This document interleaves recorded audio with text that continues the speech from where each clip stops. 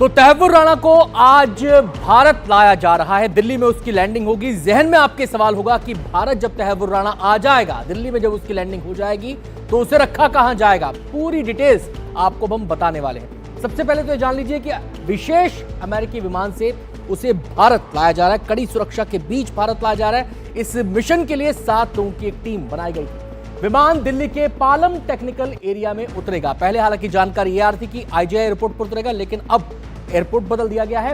NIA के headquarter में ले जाया जा सकता है तहव्वुर राणा को। इस पूरे मामले की जांच एनआईए कर रही है, उसकी गिरफ्त में वो है और इसलिए एनआईए हेडक्वार्टर को ले जाया जा सकता है। कई दिन दिल्ली में ही पूछताछ होगी। सूत्रों के हवाले से हमें खबर मिल रही है एनआईए समेत कई एजेंसियां पूछताछ करेंगी। एनआईए इस पूछताछ को लीड करेगी, लेकिन आपको पता है कि मुंबई का जो हमला हुआ था उसकी जांच में मुंबई पुलिस भी जुटी थी। तो हो सकता है मुंबई पुलिस भी आने वाले दिनों में इस जांच में, इस पूछताछ में जुटे। मुंबई में आर्थर और जेल में भी रखने की तैयारी है। तो दिल्ली में तो तैयारी है ही है, लेकिन हो सकता है कि उसे आर्थर रोड जेल में रखा जाए। तो तहव्वुर राणा क्यों भारत का मोस्ट वांटेड आतंकी है, यह समझना भी आपके लिए बेहद जरूरी है। अब आपको उसके बारे में हम विस्तार से बताते हैं। दरअसल मुंबई में जो आतंकी हमला हुआ था 26/11 का, मुंबई के उन ठिकानों की रेकी तहव्वुर राणा ने की थी। उसका एक साथी था डेविड कोलमैन हेडली, ये उसका दोस्त था और इन्होंने पूरे इस प्लान को एग्जीक्यूट करने में अहम भूमिका निभाई थी। हेडली को मुंबई के ब्लूप्रिंट दिए थे, यानी कि एक एक चप्पे चप्पे के बारे में उसे जानकारी दी गई थी, जिससे कि टारगेट्स को चुनने में आसानी हो। 13 से 21 नवंबर 2008 तक ये मुंबई में रहा था। 13 से 21 नवंबर यानी कि लगभग 10 दिन का ये वक्फा था, 9 दिन का ये वक्फा था। तो उस समय ये वहां पर रहा और उसके बाद 26/11 को मुंबई में अटैक हो गया। तहव्वुर के मुंबई छोड़ने के 5 दिन बाद ही अटैक हो गया। 21 को बताया जाता है कि इसने मुंबई को छोड़ा और 26 तारीख को 10 आतंकी समुद्र के रास्ते मुंबई में दाखिल हुए और यहां पर आतंक का तांडव खेला गया। खून की होली यहां पर खेली गई खुलेआम सड़कों पर। पूरी दुनिया ने देखा कितना खौफनाक वो हमला था। मुंबई पर हमले में 166 लोगों की मौत हुई थी और 328 लोग घायल हो गए थे। इतने खौफनाक हमले की खौफनाक यादें आज भी लोगों के जहन में ताजा हैं। जो लोग ग्राउंड पर थे उन्होंने वहां से इस हमले को देखा और जो लोग टीवी पर इसको देख रहे थे वो भी इसकी खौफनाक यादों से अब तक अपना पीछा नहीं छुड़ा पाए हैं। सीधे हम रुख करेंगे, हमारे संवाददाता मुकेश हमारे साथ जुड़ गए हैं जो इस समय पालम एयरपोर्ट के पास ही मौजूद हैं। मुकेश, सबसे पहला तो सवाल ये, कितने बजे प्लेन लैंड कर सकता है?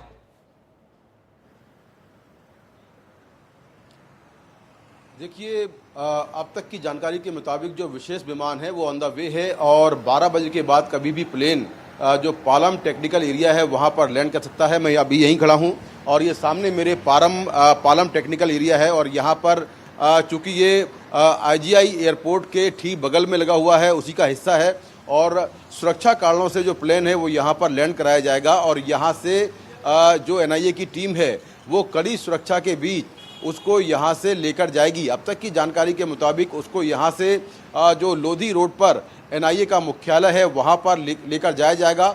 चूँकि एनआईए ने तहव्वुर राणा के खिलाफ 2009 में ही केस दर्ज किया था और केस दर्ज किया गया था टेरर फंडिंग का और मुंबई हमले की कॉन्स्पिरेसी का, जो लार्जर कॉन्स्पिरेसी का केस है वो दर्ज किया गया था और 2011 में ही एनआईए ने इस पूरे मामले में तहव्वुर राणा के खिलाफ दिल्ली की पटियाला हाउस कोर्ट में चार्जशीट पेश कर दी थी। तो तब से लगातार जो तहव्वुर राणा है वो वांटेड है और एनआईए ने अपनी जांच में कहा था कि तहव्वुर राणा इस पूरे हमले का एक को कॉन्स्पिरेटर है और वो 13 नवंबर 2008 को मुंबई आया था अपनी पत्नी और बच्चों के साथ में और यहाँ पर वो 21 नवंबर 2008 तक रहा और इसके 5 दिन बाद ही मुंबई में हमले हुए।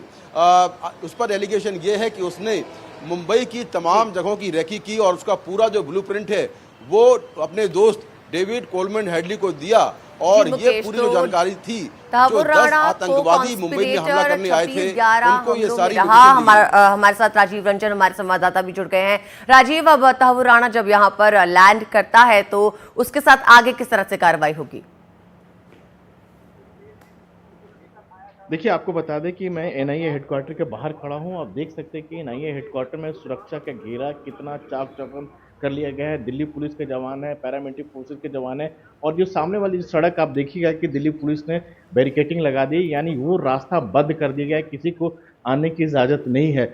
जब तहव्वुर राना जो है उसको दिल्ली लैंड किया जाएगा और उसके सीधे एयरपोर्ट से जो है यहाँ लेकर आया जाएगा और यही वजह सबसे पहले जो पूछताछ होगी यहीं पर होगी। और उसके बाद जो है जो जानकारी मिल पा रही है, एनआईए के जो आईजी लेवल के अधिकारी जो अमेरिका से उसको लेकर आ रहे हैं, एक पूरी एनआईए की टीम जो लेकर आ रही है, इसके बाद जो यहाँ से उसे पटियाला कोर्ट लेके जाया जाएगा और वहाँ से उसे रिमांड लिया जाएगा। और सबसे बड़ी बात तहव्वुर राना की अगर बात करें तो एक भारत के लिए एक बहुत बड़ी उपलब्धि है। जिस तरह से केंद्रीय गृह मंत्री ने कल कहा कि ये भारत की कूटनीतिक जीत है। आपके पास वो सबसे बड़ा जो शख्स जो वो सामने आएगा कि जो 26/11 जो हुआ था, मुंबई हमला हुआ था, उससे ये पता लगेगा आखिर इसके पीछे कौन कौन लोग शामिल है। जब भी पाकिस्तान से सवाल किया गया, पाकिस्तान से पूछा गया, तो पाकिस्तान ने अपनी सीधी इन्वॉल्वमेंट की बात से इनकार किया। उसका ये कहना होता है कि नॉन स्टेट एक्टर होते हैं। लेकिन एक नॉन स्टेट एक्टर जो होता है कराची से करीब 800 किलोमीटर दूर मुंबई ऐसे नहीं चला आता है, खासतौर से वोट के जो टेररिस्ट की मैं बात कर रहा हूँ। तो जो तहव्वुर राना वो शख्स है जिसने एक पूरी एक साजिश रची, वो बता सकता है कि इसमें कौन कौन लोग शामिल थे, कहां से फंडिंग हुई है, कितने बड़े अधिकारी शामिल थे, इसके पीछे क्या सोच थी, कैसे उसने पूरे एरिया बताई कि कहां जो टेररिस्ट को हिट करना है। ये सारी जगहों की जानकारी जो है जी बिल्कुल राजीव, आपके पास आते हैं। फिलहाल तहव्वुर राणा से जुड़ी कुछ और बातें हैं जिनका दर्शकों के लिए जानना जरूरी है। राणा ने बचने के लिए तिकड़मबाजी तमाम लगाई लेकिन नाकाम हो गई। अदिति बताएं ग्राफिक्स से कैसे नाकाम हुई। तो आपको बता दें कि तिकड़मबाजी जिस तरह से नाकाम हुई उसमें कहा जा रहा है कि 2020 में अमेरिकी जेल में राणा की सजा पूरी हुई और 2020 से भारत ने प्रत्यर्पण की प्रक्रिया तहव्वुर राणा के लिए शुरू कर दी और 2020 से अलग अलग अदालतों में केस चलता आ रहा है। आगे आप बताइए। जी 2020 से अलग अलग अदालतों में केस चलता रहा। भारत ने राणा ने अपने पाकिस्तानी मूल का होने की दुहाई दी और दरअसल इस दुहाई के पीछे उसकी जो साजिश थी, उसकी जो चालाकी थी वो ये थी कि राणा ने अपनी बीमारियों का हवाला भी दिया। उसने ये कहा कि भारत में उसको प्रताड़ित किया जा सकता है, लेकिन उसकी एक ना चली और आखिरकार सुप्रीम कोर्ट तक वो गया। वहां से भी उसकी अपील जो है, उसकी याचिका खारिज हो गई। भारतीय जेलों की हालात की शिकायत भी उसने की, यानी कि बचने के लिए हर तिकड़म उसने लगाया था लेकिन एक भी तिकड़म काम नहीं आया। यूएन कन्वेंशन की भी आड़ लेने की कोशिश की, ये भी काम नहीं आया। तो इस तरीके से तहव्वुर राणा ने तमाम वो रास्ते अपनाए जिनके जरिए उसको राहत मिल सकती थी, लेकिन एक भी उसका पैंतरा काम नहीं आया और वो भारत आ रहा है। तो राणा हेडली की दहशतगर्दी वाली जोड़ी के बारे में भी अब आपको जानना जरूरी है। उसके बारे में आपको बताते हैं। डेविड कोलमैन हेडली 9 बार भारत आया, कई शहरों की उसने रेकी की थी। 26/11 के हमलों से पहले हेडली और तहव्वुर राणा संपर्क में थे, लगातार एक दूसरे को जानकारियां दे रहे थे। दोनों के बीच सैकड़ों बार बात हुई, ईमेल का आदान प्रदान हुआ। 2009 में डेनमार्क में हमले की तैयारी कर रहे थे राणा और हेडली और 3 अक्टूबर 2009 को डेविड हेडली शिकागो से गिरफ्तार किया गया। हेडली के बयान से ही तहव्वुर राणा शिकंजे में आया। तहव्वुर राणा को अमेरिका में 14 साल, हेडली को 35 साल की सजा हुई। भारत में आरोपियों को कानून के दायरे में लाने की कवायद शुरू कर दी गई। 2009 में ही एनआईए ने 26/11 हमलों को लेकर पहला केस दर्ज किया।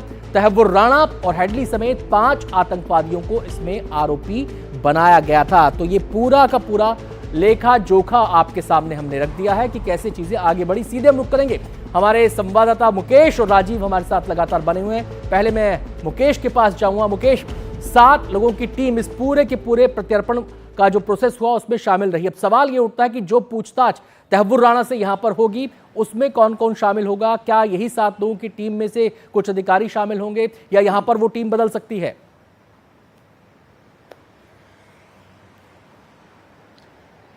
देखिए 7 लोगों की टीम है जिसको एडीजी रैंक के अधिकारी जिसको लीड कर रहे हैं और इसमें एक महिला आईपीएस अधिकारी भी शामिल हैं जो इस टीम के साथ में हैं। तो ये तहव्वुर राणा से पूछताछ करेंगे और हमारी जानकारी के मुताबिक अगले कई दिनों तक तहव्वुर राणा दिल्ली में ही रहने वाला है। उस पर जो एनआईए ने केस दर्ज किया है उस केस के बारे में पूछताछ होगी। लेकिन आज तहव्वुर राणा के आने के बाद जो हमारे देश की जो मल्टीपल सुरक्षा एजेंसियां हैं वो तहव्वुर राणा से पूछताछ कर सकती हैं और इस पूरे ऑपरेशन को जो राष्ट्रीय सुरक्षा सलाहकार अजीत डोभाल हैं वो इस पूरे ऑपरेशन को देख रहे हैं, तो तहव्वुर राणा का भारत आना भारतीय सुरक्षा एजेंसियों और भारतीय सरकार की एक बहुत बड़ी कामयाबी है, क्योंकि पिछले 6 सालों से लगातार उसको लाने को लेकर जो लीगल बैटल है वो लगातार अमेरिका की अलग अलग कोर्ट्स में चल रहा है, और राणा कोई ना कोई बहाना बनाकर लगातार लोअर कोर्ट से लेकर अमेरिका में सुप्रीम कोर्ट तक गया, लेकिन वहां से उसको कोई राहत नहीं मिली। और फिलहाल कल शाम को 7:10 पर वो अमेरिका से रवाना हो गया है और ऑन द वे है, एक विशेष विमान से आ रहा है जिसमें एनआईए के अधिकारियों के अलावा कई और लोग भी इस टीम में शामिल हैं जो उसको लेकर आ रहे हैं। तो यहाँ से जहाँ पर मैं खड़ा हूँ, ये पालम टेक्निकल एयरपोर्ट है, यहाँ से उसको एक खास सुरक्षा के साथ, एक खास सुरक्षा घेरे के साथ उसको सबसे पहले एनआईए मुख्यालय ले जाया जाएगा और वहाँ पर उससे आगे की पूछताछ होगी।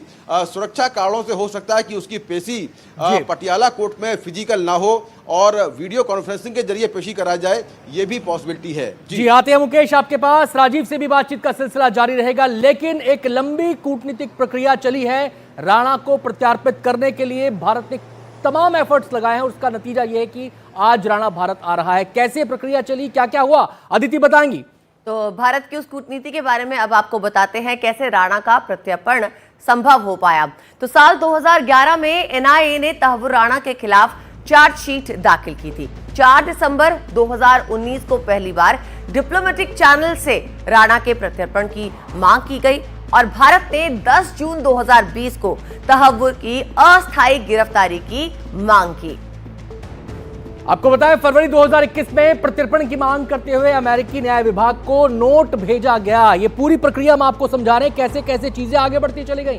22 जून 2021 को यूएस कोर्ट में राणा के प्रत्यर्पण को लेकर भारत ने सबूत पेश किए कि जनाब ये सबूत है हमारे पास, इसे हमें सौंप दीजिए, और यहां से लीगल कार्रवाई की शुरुआत हो जाती है। इसके आगे भी तमाम तरह की प्रक्रियाएं होती रहीं और आखिरकार भारत को कामयाबी मिली तहव्वुर राणा को भारत लाने के लिए। सीधे हम राजीव रंजन का यहां पर रुख करेंगे। राजीव, एक बड़ा चेहरा है ये इस पूरी आतंकी साजिश का, बड़ा मोहरा है। ये भी कह रहे हैं कि मास्टरमाइंड है, लेकिन लगता है इसके पीछे के खिलाड़ी कोई और हैं। ऐसे में ये पाकिस्तान के लिए कितना बड़ा झटका है। पाकिस्तान का जो चेहरा पहले ही दुनिया के सामने एक्सपोज है कि वो आतंकवाद को पोषित करता है, उस पर एक कुठाराघात होगा तहव्वुर राणा के यहां आने से। बिल्कुल बहुत बड़ा कुठाराघात होगा। दुनिया के सामने एक बार फिर से सच सामने आएगा कि 26/11 की जो साजिश रची गई, जो हमला हुआ, उसमें पाकिस्तान सीधे तौर पर शामिल है और भारत सरकार इसको कितनी गंभीरता से ले रही है और भारत की कितनी बड़ी कामयाबी है, इसका अंदाजा आप इसी बात से लगाइए कि जब फरवरी महीने में हमारे प्रधानमंत्री मोदी जो है अमेरिका जाते हैं, वहां पर ट्रंप प्रशासन जो है इस बात की इजाजत देता है कि अनुमति देता है कि आप तहव्वुर राणा को जो प्रत्यार्पण किया जाए, और उसके आने से ठीक पहले जो है कल यानी कि बताएं गृह मंत्रालय में बैठक होती है। अमित शाह उसको खुद चेयर करते हैं, उसमें विदेश मंत्री एस जयशंकर होते हैं, एनएसए राष्ट्रीय सुरक्षा सलाहकार तो अजीत डोभाल होते हैं। तो तमाम बड़े अधिकारी जो है इस पर नजर रखे हुए हैं। और सबसे बड़ी बात कि आखिर पाकिस्तान में कौन सा अधिकारी था, किस लेवल का अधिकारी ने इन आतंकियों की मदद की, कैसे आतंकी आए, इतना गोला बारूद असला जो लेकर आए, इसकी प्लानिंग कब से हुई। तो और सबसे बड़ी बात है कि जो पाकिस्तान बार बार कहता है उसका सीधा इन्वॉल्वमेंट जो है वो आतंकी गतिविधि में नहीं है। 26/11 जो कह सकते हैं कि एक आतंकी हमला नहीं था, बल्कि एक सीधे तौर पर एक वार कह सकते हैं जो भारत के खिलाफ रची गई, और उसका खुलासा होगा कि पाकिस्तान इसमें सीधे तौर पर शामिल है। जी राजीव, आपसे भी दरख्वास्त है और मुकेश से भी हम कहेंगे कि आप इस खबर पे नजर बनाए रखें। हम आपके पास लगातार लौटते रहेंगे और अपडेट्स लेने के लिए। अदिति, पूरा दिन आज इन दोनों के लिए हेक्टिक रहने वाला है, क्योंकि आज लगातार इस खबर में अपडेट्स आते रहेंगे, लगातार ताजा जानकारी आती रहेगी और पल पल की जानकारी हम आपको बताते रहेंगे।